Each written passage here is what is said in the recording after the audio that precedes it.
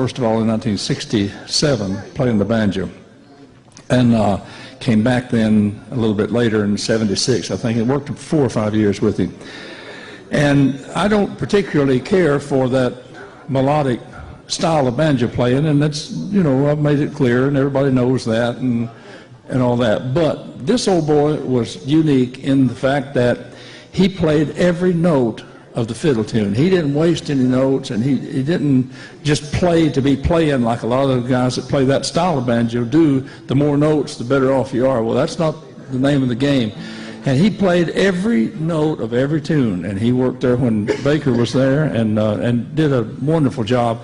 And there's several things that has already been played, and I want to hear him play on the banjo, and I will request him to play it on the banjo. And if you'll give a nice hand to Mr. Butch Robins. Butch, come up here.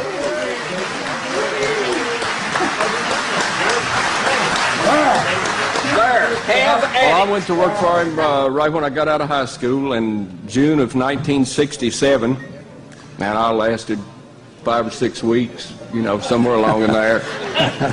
And I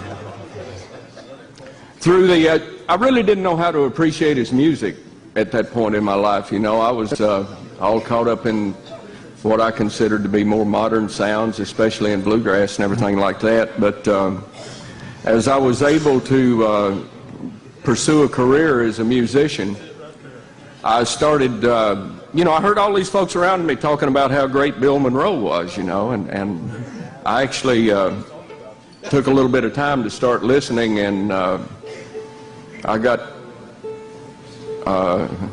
quite amazed by the extent of his talent, you know, his musical talent. I've never, you know, I'm of the opinion that when the cards all hit the table a few hundred years from now and we have that primal form of composer that we remember, I think he's going to stand as a giant among all those guys. Right.